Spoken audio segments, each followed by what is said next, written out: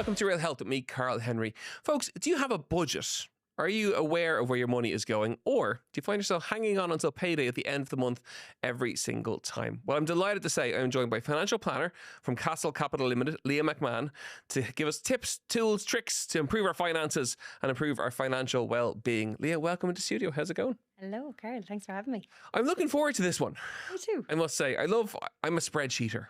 I love spreadsheets. I've got spreadsheets upon spreadsheets, and I have a household financial spreadsheet. I love it. Yeah, Already. I'm obsessed with it. It's got a part of my OCD around fridges and other things. Financial health is hugely stressful for people, isn't it? Absolutely. Like when it comes to, I suppose, the number one cause of stress is finance. You know, this has cropped up. How will we afford it? The cost of living is obviously another thing. You know, everything seems to be increasing at the moment. And unless you're going to go out and earn more or work more, you know, it feels like we're getting pulled in a lot of different directions rather than just saying, okay, how can I manage my money? And for people listening in who are exactly like that, where do you start? For some people, it's a minefield. They can't even look at it. They just kind of survive until the end of the month and then survive again. Yeah, and that's a vicious cycle, and it's really like, you know, when you start out, it feels quite overwhelming and daunting, but the root of it all, like every decision you make financially, comes from your income and your expenses, because there's certain things that we have to pay out. You have to pay your mortgage, you have to pay your rent, you have to put food on the table. So it's looking at the income that's coming into the house, whether it's a one income or two income household, and looking at what you have to pay and then what's left over. And it's what's left over you use then towards your values. So, you know, putting a small bit of money aside for kids, you know, in terms of probably the third level education, because obviously that's something that is quite, you know, fee heavy, you know, especially if they're renting as well. And then it's looking at, you know, the short-term goals, like obviously for people, you know, traveling with family, you know, family holidays, Christmas is something that they come around annually. And then there's birthdays, there's a load of short-term expenses thrown into the mix that people budget for and need to kind of account, you know, over, I suppose, a 12-month period, you know, a little bit here into a little pocket, building up towards that event. And then you start looking at the long term. So in terms of, you know, you need to change the car, you know, you want to buy a house, you need to renovate the house, you need to get new windows. There's always these goals associated with it, but it comes back to how do you what's your relationship like with your income? So are you a spender? Are you a saver? Are you a bit of both? You know, and the balance. And I suppose for a joint household, what are you both like together? That must be a fascinating conversation when you meet couples.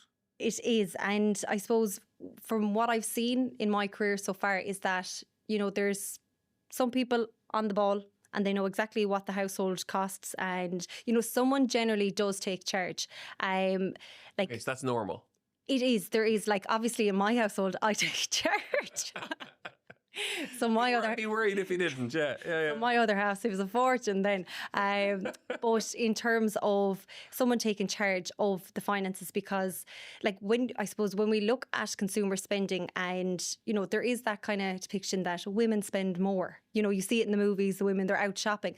In reality, that's actually not the way that it works. Women are responsible for the day-to-day management of money. So your groceries, your utility bills. Do you find it's more women or the men who do the dominant kind of control of the budget? I think so. From the kind of daily cash flow management, I see more women looking after that. And because I suppose, when we look at a woman's role, whether she works or she doesn't work, she does play a big part in the household. So when it comes to grocery shopping, now that's not to say men don't go out and do the groceries, but they just seem to kind of slide into that side of it. Whereas when we look at, you know, paying your car insurance, your tax, you know, investing, savings, men generally take charge of the investments and, you know, renewing the car insurance and renewing the house insurance. Like, I think it was Permanent TSB released a study on, you know, what way men and women spend and where it typically goes. So women kind of run the day-to-day household, but kind of, I suppose, the annual expenses, men tend to take the lead on it. Okay. Wow. And chat to me about, so tracking the expenses. A journal presumably is a big thing there then. So you can, you know, some people are pen and paper and that's what suits them. You know, I've met people that have, you know, on your iPhone, there's a notes tab and that's where it is. And every month there's a new page added to it and they track like that. You can use like the likes of Revolut. You can set budgets. N26, you're able to set budgets, and On Post Money Manager. So there's a lot of different tools. I think there's probably something I like out of every app that if you could combine them all together, because they all have their little quirks and things that you kind of ease of use. But I suppose having it, you know, when you think of the fact that now you can pay with your phone, you know, you can pay with your watch, having something to say, like I know with the likes of Revolut, it'll say, you know, your travel budget per month is 200 quid. You spend 50% of your budget. And it's those, I suppose it's those alerts that get us to become a little bit more conscious of, okay, because when we're just tapping and spending, you kind of have no control. It's mindless, isn't it? It is. No sense of what's going where. Yeah, and you have to know what it costs to run your household. So, you know, we're always going to have expenditure where, you know, you kind of say, just I don't know where that went. But if that's, you know, if you're actually in a position to say, I don't know where my money's going, and, you know, I'm finding that, you know, I could be putting money on the, you know, something on the credit card and I'm under pressure and I just feel like, you know, I'm living week to week or month to month. Going back to basic and looking at, okay, what does your mortgage or rent cost? Your grocery shopping. Like I've recommended to all of my clients to actually do their grocery shopping online because there's total control over it. So when you're in the supermarket, if you think about it, you know, whichever supermarket it is, you're going down through the aisles, you're kind of picking it up. You have a rough idea because obviously the prices are in front of you. You know, there's various offers and things like that. But you're just kind of going through the motion of going through the supermarket. And then you get to the till, you load everything up and then you put it in the trolley. You know, like if that's 150 or it's 200 or it's 250, you really have no choice but to pay for it. You're not going to take stuff out. Whereas when you shop online and say, look, my budget, you know, for the week is €150. On the right hand side, you can see very quickly where you're going to. And then you can kind of say, like, I know sometimes you can get, you know, it's three for €5 or it's 3 for €10. Like, I think that pushes us and triggers us sometime to kind of avail of the offer, even though we may only need the one thing that's €2.70, and now we've spent a fiver, or now we've spent a tenner. We live for our Duns vouchers. Yeah, our 10 off 50s. Yeah, oh my God. But I have to say, I would have been, I suppose, of the impression that, you know, shopping in other supermarkets, you know, you save a bit of money. I'm a total kind of, I've converted completely over to Duns. I'm seeing an enormous decrease in what I'm spending. You know, it kind of tracks between the offers that are there that you've availed of and then kind of your €10 off 50. Yeah. And I am seeing a difference doing it like that. So it's a balance between, I suppose, getting money off through vouchers and also controlling, you know, being able to see that figure before it comes to payment. Years ago, I don't know if they still do. Tesco and used to do. By the way, no, we've no supermarket brands associated with the podcast. Years ago, Tesco used to do a self-scanner. Yes. That you could. I don't know if they. No, they do. Yeah. Well, they do in Limerick anyway. Is it? Okay. Yeah, because you kind of scan as you go. Yeah, and like that, that's another way, because obviously, you know, you have to be mindful of that. Not everyone's digitally literate as well. So we have to be inclusive that there has to be other ways of saving. And like that, your self-scanner going around to say, you know, I'm only going to spend €100, so beep, beep, beep, you know, and this is where I'm at. You can have a look at the basket to say, is there anything in here that I kind of threw in for the sake of it? Yeah. And like, I suppose for me, even I found, you know, I'm not sacrificing on quality in terms of meats or brands, you know, kind of getting the own brand instead of the Nutella. It's just by monitoring what I'm spending and setting a cap, even meal planning. Like obviously in the fitness world, meal planning is huge. You're setting yourself up for the week. It's the same thing financially. You know, in terms of, you know, this is going to get me 2 or 3 dinners. Failing to plan, planning to fail. It's the analogy. In terms of savings, this you brought it up there. Obviously, in terms of food stuff, but generally, should people have a monthly target to save and put aside? Yeah, like in an ideal world, we say look 20%, because that, you know, 10% will kind of 10% will kind of, you know, just cover your kind of get you a little bit of a buffer. 20% starts to, you know, generate savings, starts to kind of really give you options, because that's the whole point of the savings. Like we're not saving money just to kind of say I have 50 grand on deposit or I have 50 grand in an investment plan. They're for your goals. It's totally for you. And I think taking that control away from money, that money is dictating us. Money is only like a medium of exchange for what we want to do. So we're in control and it's how we decide to spend. So with savings goals, like generally for kids' education, like you're looking at, okay, well, how long until the kids are going to go to college? So, you know, if they're newborns, if they're in primary school, you know, you're working with 10, 15 years. Give us the frightening numbers here. Well, generally, if you look at statistically, I suppose I'm looking, a lot of my clients would be in Limerick. I do have some, I suppose, nationally as well, but I would have a large amount of clients in Limerick. And obviously down in Limerick, we're blessed in terms of we've a lot of colleges. Yeah. So like I've mapped out, if you put the children's allowance away, from when they were born. So that's €140. Now, I know obviously some people do rely on it as well, and it's there for help. But if you can afford to put it away, that will give you, nearly cover, kids staying at home in terms of fees. Like, it will get you that kind of 20, 30,000. Wow. Just from, I suppose, now you're looking at it from, that's not leaving it on deposit. So you have to, in the long term, if it's over 5 years, you have to look at other. Great. Okay, you're naturally where I want to go. Good. Okay, this is great. Because I see this on Instagram all the time, which is the 5-year rule. Over 5 years, you have to invest it somewhere. Yes. Yes. Because, and the 5-year rule is there because markets, I suppose markets do their thing, and they go up and they go down, and it's nothing to be scared of. And I think that's I suppose in my world, it doesn't bother me. I see these things every single day, but obviously someone coming in without a financial background kind of hears the other side. So they hear the media and they hear, obviously everything at the moment has got Donald to do Trump with every day is dysregulating every market. Yeah. Oh, knock yourself. I was like, can I? Whatever you want. But obviously that has caused some uncertainty, in terms of tariffs. Whiskey shares now, you'd be sweating it because with the tariffs.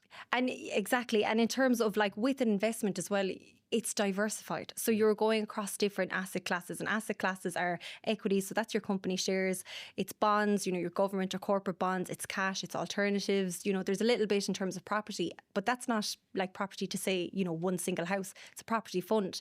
So when you set up a proper, diversified, structured portfolio for your investment plan, you can expect to be rewarded for taking, a little bit. It is called risk. I suppose what I look at is volatility, and that's how quickly it goes up and down. And I suppose where you fall on the risk scale depends on, first of all, your goals, your time frame, and your appetite. Because, the best investment plan in the world, if you're someone that's kind of listening to the noise, risk value, yeah. And I think that's where a financial planner comes in to say, this is normal. This is what happens. At the moment, we're experiencing a market correction. Obviously, with everything happening over in the US with tariffs, I suppose the uncertainty, people are the market. So the uncertainty causes people to kind of react. Yeah. Then you have, I suppose, kind of your market corrections, and where essentially, there's a little bit of a kind of a dispute, a little bit of an argument, kind of, us against them kind of thing. And then there's the negotiations, and then the markets adapt, and it's the recovery, and we're back on track. And this has always happened, there isn't, I suppose, there's always something in history to show us that, okay, this is normal. But over the long term, when you generally look at the investment market, it is positive. So it's about sticking to your plan. And that's where, I suppose, a financial planner comes in to say, relax, it's not tomorrow, it's in 5 years, it's in 10 years time. I find people are a little bit more relaxed when it comes to their pension, because you're talking 20, 30 years rather than, something, maybe a goal that's in 5 years or 10 years.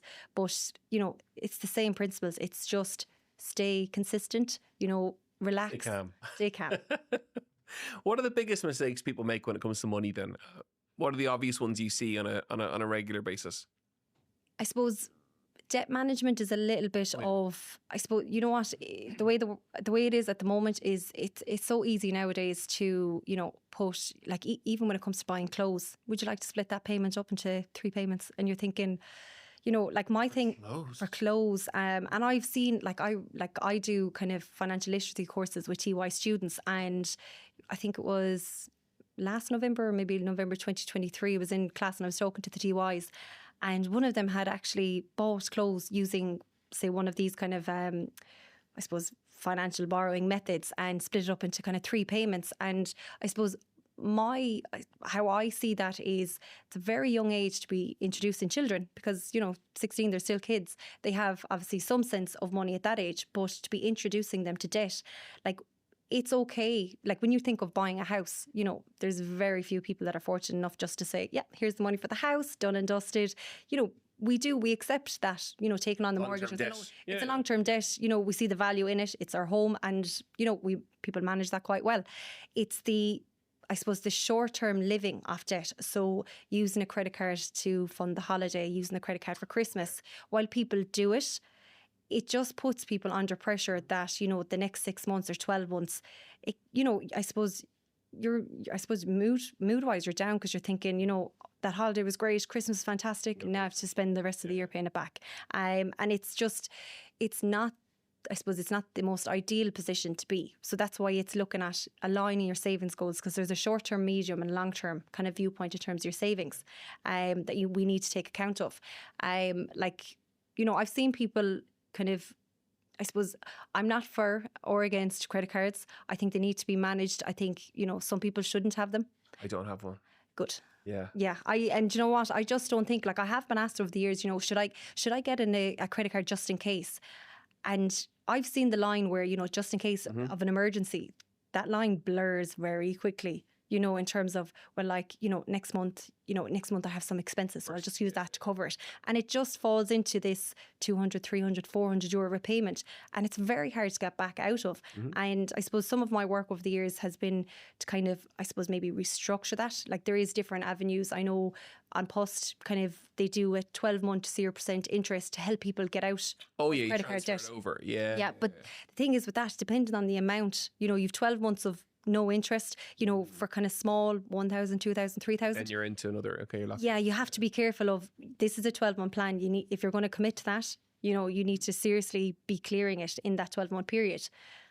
So yeah, Fascinating. it's an interesting one. I suppose it's just because it's so easy, you know, and I think it's so easy then to fall into the vicious cycle of debt. So there's maturity to it in terms of when you're buying things, to be mature about Absolutely. the deal. Yeah, like if I had my way, I'm like, I don't think credit cards should exist. I think we should all learn to save.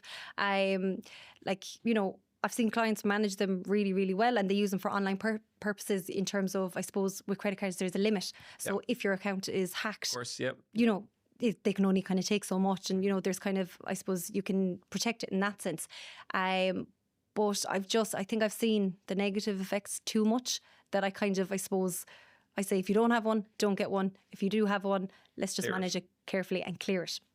Chat to me about financial independence then. We're seeing in newspapers the last couple of months, we're seeing a lot around that in terms of people being financially independent. What does it mean, and can people achieve it? Absolutely. So, like, your financial independence means that you can stand up on your own 2 feet financially. You know, you can take care of yourself. You're not dependent on anyone else to supplement you.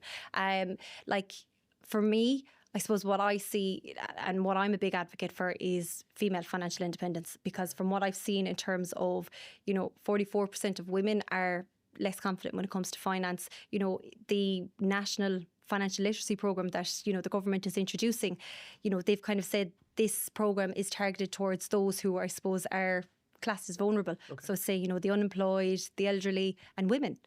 And like, I know so many women working, you know, but when the statistics come to it, and when we look at, you know, salary disparity, like, men earn 22% more than women. Like, in terms of pension gap, there's a 36% pension gap between men and women, which means to have the same pension pot, 36%. Wow. And let's chat pensions then. That's okay. You organically bring me where I want to go. Okay, pensions. So someone retires. Yeah.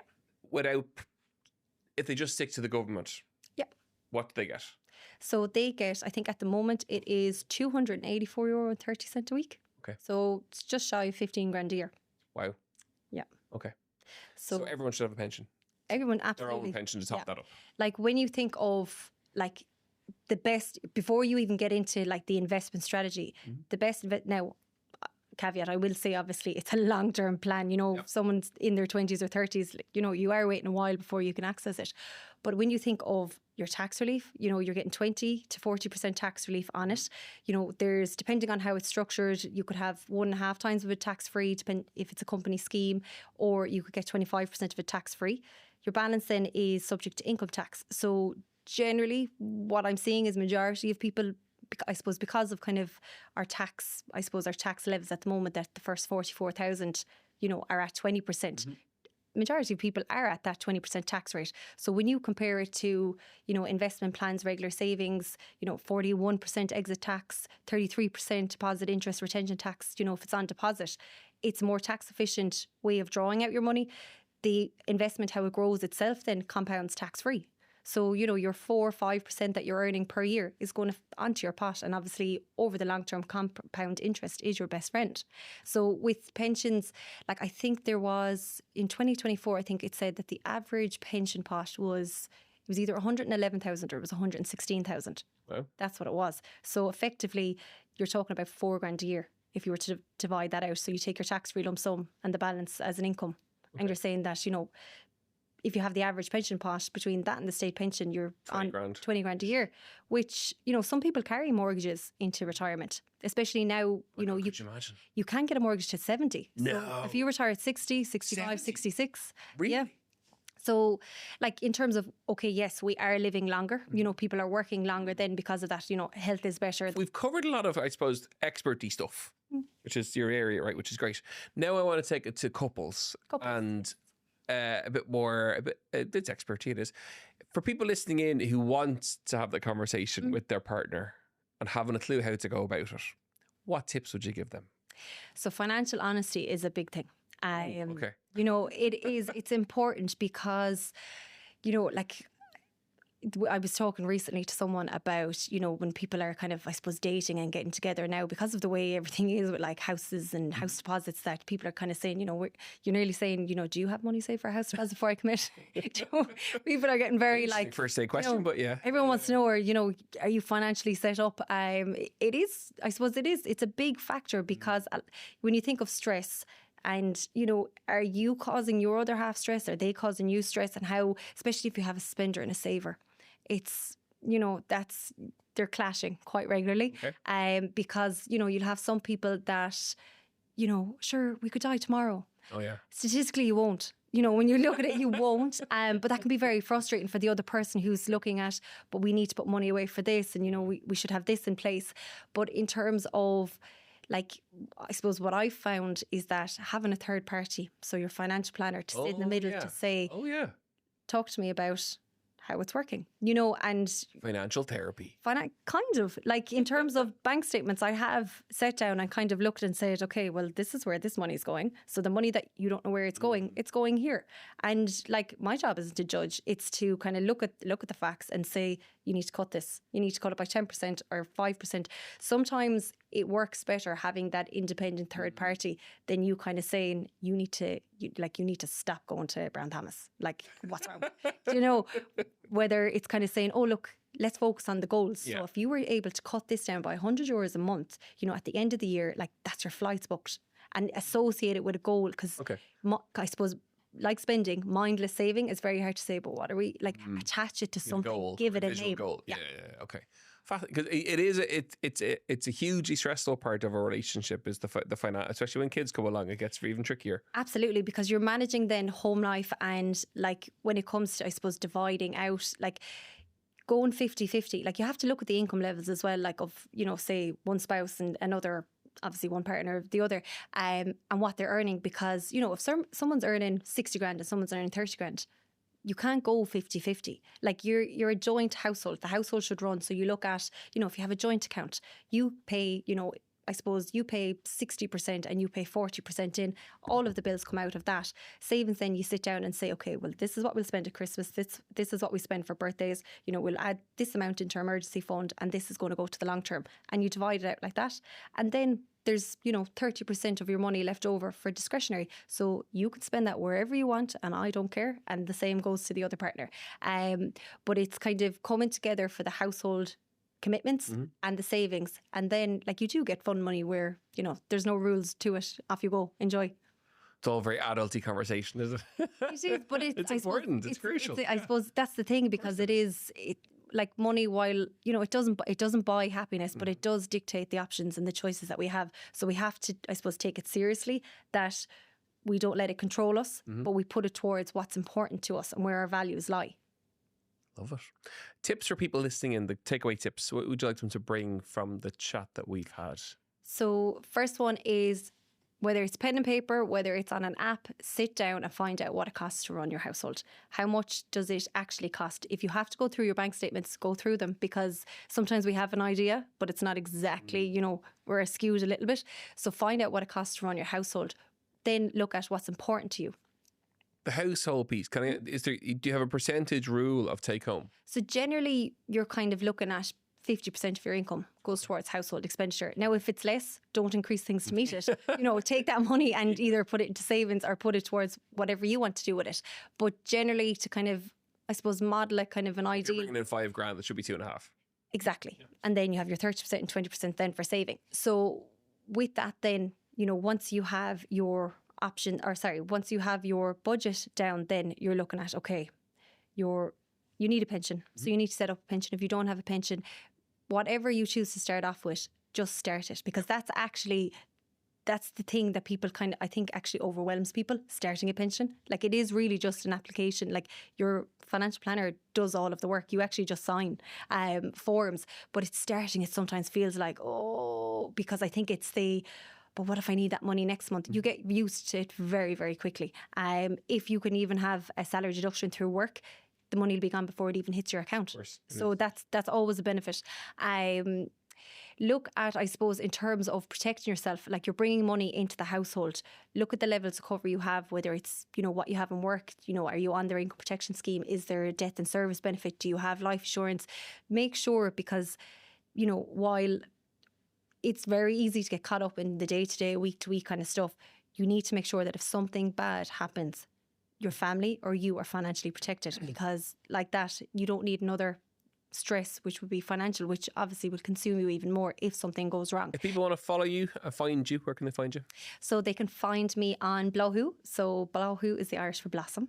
So it's BLATHU_CCFP. So I'm on Instagram. Amazing. Thank you so much for coming in. We haven't done a financial one for ages, and it's great. It's such an important part of health. Absolutely. People kind of forget about it. Yeah. And you've certainly made the case for financial planners. They're all over the country, but they'll be thanking you for coming on. Good. As everyone's going to run to theirs. Folks, I really hope you enjoyed today's episode of Real Health with me, Karl Henry. As ever, you know where we are, at Karl Henry PT on Instagram, realhealth.independent.ie, and on the Irish Independent website. Don't forget to rate and review, and we'll see you all next week, hopefully with a few more pennies in our pockets, having applied all the tips from today's episode. Slán go fóill.